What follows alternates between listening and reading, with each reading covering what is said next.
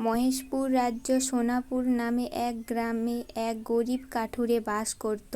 সে খুব একা এবং অসহায় ছিল। তার নিজের বলতে কেউ ছিল না, সে নিজেই নিজের একা।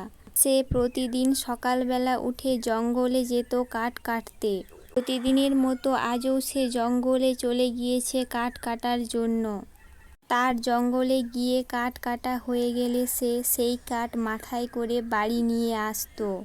সেই কাঠ বিক্রি করে যা হতো তা দিয়ে সে সংসার চালাতো।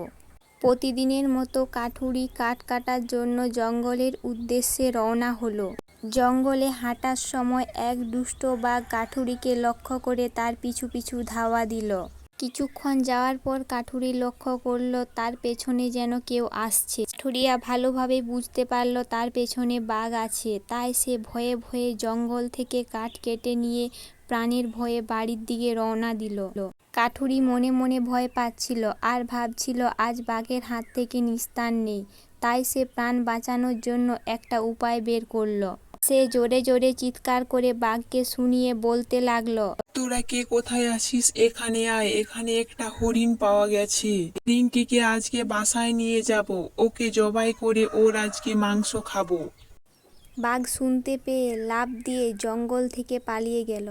কাঠুরিয়া যদি বুদ্ধি করে জোরে জোরে কথা না বলতো তাহলে আজ কাঠুরিয়া বাঘের পেটে চলে যেত। এজন্য যে কোনো পরিস্থিতিতে মাথা ঠান্ডা করে চলতে হবে আর সেখান থেকে বুদ্ধি করে বেরোতে হবে।